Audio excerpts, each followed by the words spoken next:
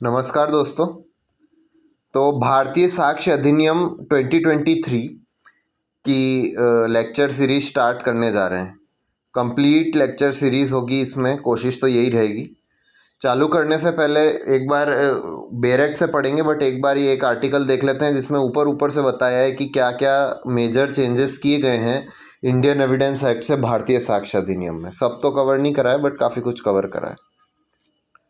तो पहला तो इसमें लिखा है कि डेफिनीशन ऑफ एक्सपर्ट्स को वाइड कर दिया है। तो पहले ओपिनियन ऑफ एक्सपर्ट जो थे सेक्शन 45 में थे इंडियन एविडेंस एक्ट में। अब ये जो टॉपिक था ये टाइम के साथ इंक्रीजिंगली रेलेवेंट होता जा रहा था, क्योंकि काफ़ी मॉडर्न साइंसेस का डेवलपमेंट हो रहा है। टेक्नोलॉजी, डीप फेक, एआई वगैरह आ रहा है। ये सब जो जज है अपने हिसाब से नहीं कर सकता, तो इसके लिए अलग अलग फील्ड के स्पेशलाइज्ड एक्सपर्ट्स का ओपिनियन रेलेवेंट हो रहा था। ठीक है। और डिस्पेंसन ऑफ जस्टिस के एंटायर प्रोसेस में इनकी काफ़ी ज़रूरत पड़ रही थी। ठीक है। तो इसमें लिखा है भले ही एक्सपर्ट एविडेंस कंक्लूसिव प्रूफ नहीं कंसीडर किया जाता अब भी, उसकी इम्पोर्टेंस सब्सटेंशियल है प्रोसीडिंग्स में, और वो असिस्ट करता है कोर्ट को उसके कंक्लूजन फॉर्म करने में, प्रोवाइडेड कि वो कन्फर्मिटी में हो डायरेक्ट एविडेंस से। तो अभी भी एक्सपर्ट एविडेंस जो है वो कंक्लूसिव तो नहीं होता, जो डायरेक्ट एविडेंस है उससे कन्फर्मिटी में होना चाहिए वो। ठीक है। तो इसके इम्पोर्टेंस के चलते उसी जो सेक्शन है 45 इंडियन एविडेंस एक्ट का, उसे एग्जैक्टली रिप्रोड्यूस कर देता है बीएसए सेक्शन 39 के अंदर, और उसमें बस ये वर्ड और जोड़ दिए और एनी अदर फील्ड। ठीक है। ज़्यादा अलग नहीं है, पूरा वैसा ही है, कॉपी पेस्ट ही है कुछ कुछ जोड़ने के बाद। तो जो 45 ऑफ इंडियन एविडेंस एक्ट में एक्सपर्ट की बात की गई थी, वो पूरा सेक्शन वैसा के वैसा ही रिप्रोड्यूस किया गया है सेक्शन 39 में बीएसए में। बस उसमें क्या वर्ड्स ऐड कर दिए, एनी अदर फील्ड। 45 जो था इंडियन एविडेंस एक्ट का, उसका स्कोप थोड़ा नैरो हो रहा था, क्योंकि उसमें जो पर्टिकुलर फील्ड पहले से ही बता रखे थे जिसमें एक्सपर्ट एविडेंस लिया जाता है, क्या थे? Hand writing, science, art, foreign law और फिंगर इम्प्रेशन। अब इसमें और क्या जोड़ दिया है, और एनी अदर फील्ड। ठीक है। अब क्या है, removal of archaic and use of inclusive language. तो ये ब्रिटिश एरा का लॉ था इंडियन एविडेंस एक्ट, उसमें काफ़ी आर्केइक लैंग्वेज थी। तो अब इसमें नई इंक्लूसिव लैंग्वेज डाली गई है। आर्केइक मतलब पुरानी, जो अब रिडंडेंट मानी जानी चाहिए एक तरीके से। The BSA also resolves to alter archaic legal language prevalent in Indian Evidence Act to replace it with modern, acceptable and inclusive words and phrases. One of the examples of this change is Section 124 of BSA, which replaces Section 118 of Indian Evidence Act pertaining to provision of competent witness. In Indian Evidence Act, the explanation of the section used the word lunatic to explain the position with regard to competency to testify of persons of unsound mind. BSA has replaced the word with words a person of unsound mind.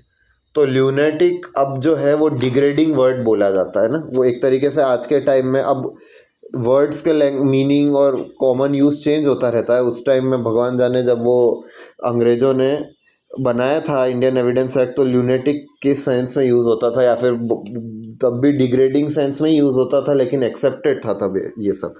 पर अब ज़्यादा inclusive language use कर रहे हैं, तो हमने person of unsound mind कर दिया है बीएसए में ल्यूनेटिक की जगह। ये था सेक्शन 118 एविडेंस एक्ट का, उसके जो एक्सप्लेनेशन था उस सेक्शन का, उसमें ल्यूनेटिक वर्ड यूज़ था।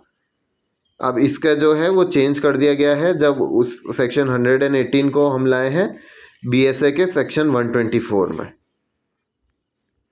Various opinions highlight that use of words like lunatic or idiot have a negative impact on how society perceives individuals with mental illnesses, creating a sense of polarization among them from a functional society. ठीक है। तो ये कई ओपिनियनों ने highlight किया गया है कि जैसे वर्ड हम यूज़ करते हैं ल्यूनेटिक और इडियट, जो इडियट है वो वर्ड लिमिटेशन एक्ट में अभी भी चल रहा है।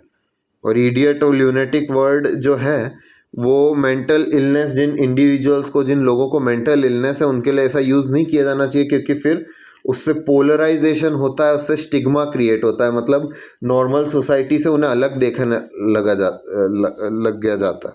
उनको इंक्लूसिव हमें इंक्लूड करना है, इसलिए therefore the removal of such terms from legislations and thereby from judicial discourse is a positive step expected to foster better integration and acceptance of persons with mental illness into society.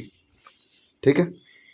Various words and phrases which were linked to India's colonial past present in Indian Evidence Act by virtue of it being drafted by Sir James F. Stephen have been completely removed, and sections of the BSA now include language that aptly replaces them.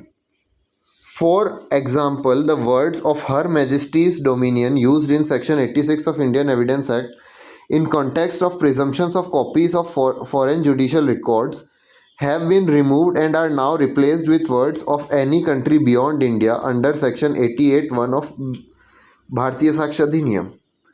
तो कई सारे word और phrases थे जो Indian evidence act के, जो clearly हमारा colonial past दिखा रहे थे। कई सारे तो कुछ कुछ सेक्शन तो थे, एक दो जिनका तो कोई मतलब भी नहीं बनता था, क्योंकि क्राउन ब्राउन वगैरह की बात कर रहे थे। तो जैसे सेक्शन 86 था जो presumption of copies of foreign judicial record की बात करता था, उसमें हर मैजेस्टीज डोमिनियन वर्ड्स यूज था, वो पूरी तरह रिमूव कर दिए गए हैं। और अब जो वर्ड आ गया है उसमें of any country beyond India, और ये जो है ये सेक्शन 88(1) में है BSA के, भारतीय साक्ष्य अधिनियम के।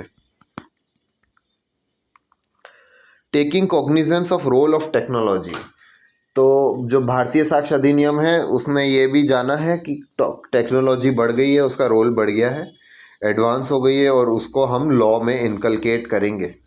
पढ़ते हैं। The advent of technology and its role in major sectors and institutions of the country including the operation of courts and other judicial offices is a remarkable and inevitable shift. Various courts have facility of virtual hearing now, and it has smoothly integrated with regular functioning of such courts. Keeping this change in mind, the Bharatiya Saksh Adhiniyam has added electronic and digital records with the purview of definition of document under section 2D. तो evidence act में जो document की definition थी उसमें काफ़ी कुछ था, पर इलेक्ट्रॉनिक और डिजिटल रिकॉर्ड नहीं था। अब BSA में वो है। और डॉक्यूमेंट की डेफिनेशन क्लॉज 2 डेफिनेशन क्लॉज है BSA में, उसके 2D में हमारे ये मिलती है डॉक्यूमेंट की डेफिनेशन, जिसमें हमने ऐड कर लिया है इलेक्ट्रॉनिक और डिजिटल रिकॉर्ड्स। ठीक है। Furthermore, even the definition of evidence under section 2E of the BSA has been altered, and the word statement given electronically have been added, increasing the purview of evidence that can be given in conformity with the fact a lot of exchanges of communication take place digitally, making it only natural to bring those into fold of definition of evidence. तो अब जो evidence की definition थी, ठीक है, वो भी alter कर दी गई है सेक्शन 2E के अंदर BSA के अंदर, और उसमें वर्ड्स जो हैं स्टेटमेंट्स गिवन इलेक्ट्रॉनिकली ये भी ऐड कर दिए गए हैं। पुराने में ये नहीं था। और क्योंकि अब एविडेंस की तरह उनका यूज़ होना ही है। जब मोस्टली जो कम्युनिकेशन आज के टाइम में हो रही है, कोई चिट्ठी लिख के भेज नहीं रहा, कोई ये सब कर नहीं रहा, मोस्ट कम्युनिकेशन इलेक्ट्रॉनिकली हो रही है, ईमेल पे, चैट्स पे, वगैरह वगैरह। तो अब ये ज़रूरी है कि इसको भी एविडेंस की डेफिनेशन के अंदर लाना ही है, इंक्लूड करना ही है, तो ये BSA में किया गया। In line with this changes जो एंटायर BSA है वो इंक्लूड करता है वर्ड जैसे कि digital in order to include electronic records in realm of applicability of other provisions. तो इन चेंजेस के चलते जो पूरा ही BSA है उसमें वर्ड्स ये डिजिटल बराबर तरीके से इंक्लूड कर दिए गए हैं जहाँ जहाँ जिस जिस सेक्शन में ज़रूरत है, ताकि सारे इलेक्ट्रॉनिक रिकॉर्ड्स जो हैं वो अदर प्रोविजंस की भी एप्लीकेबिलिटी में वो इंक्लूड हो जाए।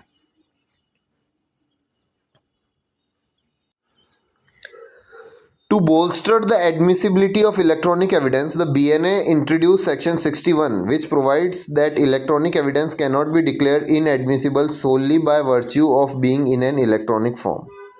अच्छा, तो ये पक्का ही कर दें कि ये श्योर ही कर दिया जाए कि इलेक्ट्रॉनिक एविडेंस एडमिसिबल रहे, पुराना इंडियन एविडेंस एक्ट का ही सिस्टम ना चलता रहे, तो स्पेसिफिक सेक्शन ही डाल दिया गया है भारतीय साक्ष्य अधिनियम में, जो कि है सेक्शन 61, जो प्रोवाइड करता है कि इलेक्ट्रॉनिक एविडेंस नहीं डिक्लेयर किया जा सकता इनएडमिसिबल केवल इस वर्च्यू से कि वो इलेक्ट्रॉनिक फॉर्म में है। ठीक है, आगे और क्या रिलेवेंट चेंजेस है देखते हैं। तो इसमें बोला गया है तो सब्सटेंटिव प्रोविज़न जो है इस्टॉपल का, जो कि दिया गया है अंडर इंडियन एविडेंस एक्ट में 115 से लेके 117 तक, वो अमेंड कर दिया गया है। In particular the provision regarding prohibition of denial of landlord's title by tenant under the provision of section 122 of BSA, no tenant shall be able to deny that landlord had title to property at the beginning of tenancy even after expiry of tenancy as well. The estoppel applies not only during the continuance of tenancy but also at any time thereafter. तो ये जो था पुराने evidence act में, उसका जो provision था, जो लैंडलॉर्ड्स का टाइटल नहीं डिनाई कर सकता टीनेंट जब तक उसकी टीनेंसी चल रही है, वो स्टॉपल वो लगा देता था, उसे बदल के कर दिया गया है कि अब टीनेंट कभी डिनाई नहीं कर सकता लैंडलॉर्ड का टाइटल, टीनेंसी चल रही है तब तो वो नहीं कर सकता, पर जब टीनेंसी एक्सपायर हो गई वो तब भी नहीं कर सकता। ये जो स्टॉपल है ये अप्लाई हो रहा है केवल अप्लाई होता है ना कि केवल तब जब टीनेंसी कंटिन्यू है, पर उसके बाद कभी भी there after.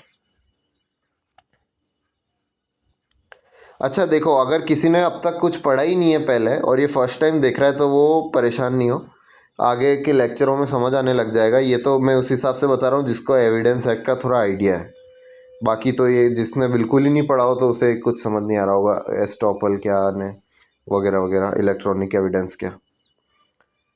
The provision of facts of which courts must take judicial notice, which was given under section 57 of Indian Evidence Act, has new subsection under section 52 of Bharatiya Sakshya Adhiniyam, which provides for international treaties and agreements prevalent in the global diaspora, as well as decisions taken by India at international associations.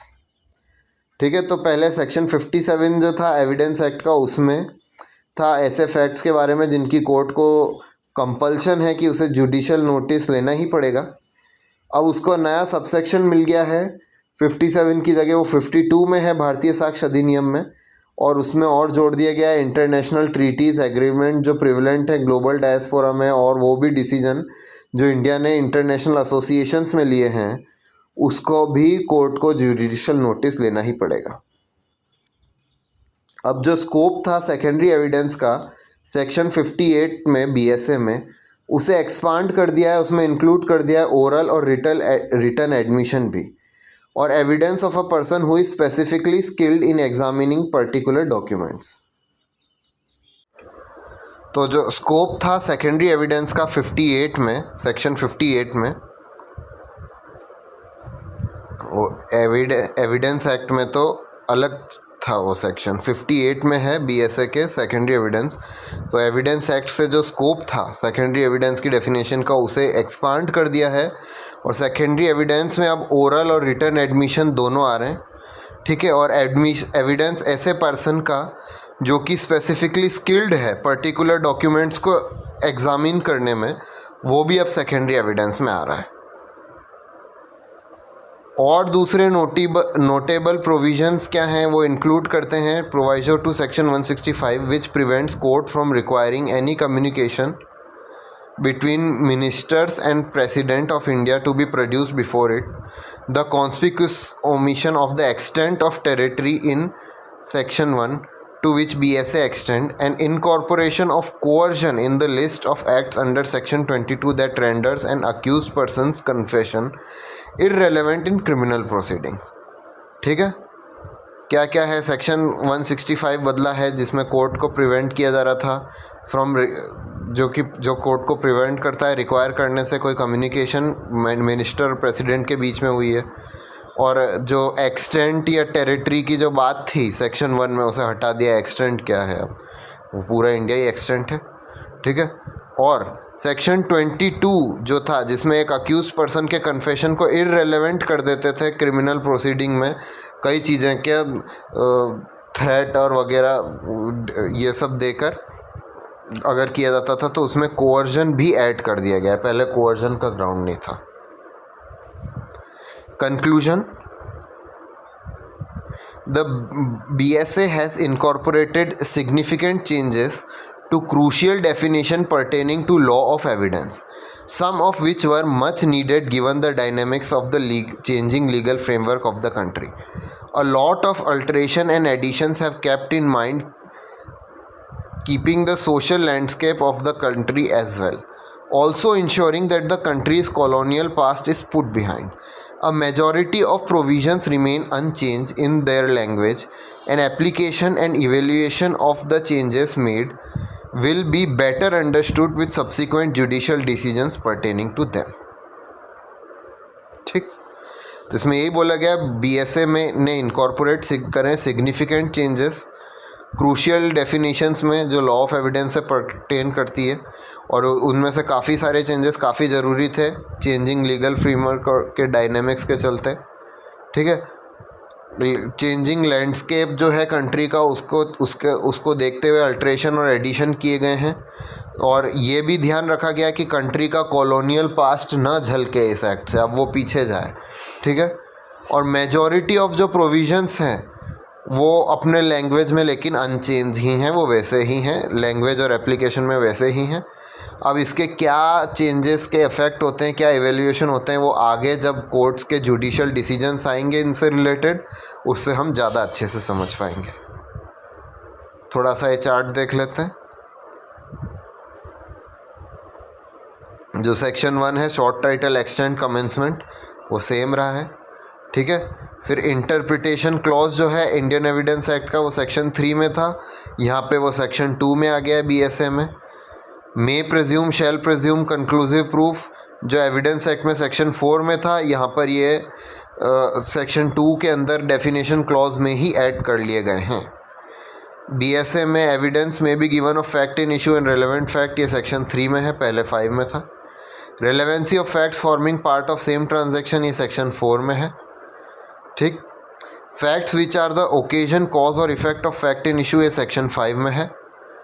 Motive preparation previous and subsequent conduct, ये section 6 में है, ठीक है। ये gist देना था, आपको idea हो गया होगा। आगे तो ऐसे बहुत सारे हैं क्योंकि नंबरिंग तो सबकी चेंज हो गई है। जिसने इतना सेक्शन नंबर याद करने में इतनी मेहनत करी होगी, उसकी सारी मेहनत गई, ठीक है। अब आगे नेक्स्ट लेक्चर्स में हम बेयर एक्ट से हर सेक्शन वाइज एक एक सेक्शन वो भारतीय साक्ष्य अधिनियम पढ़ेंगे। तब तक के लिए थैंक यू।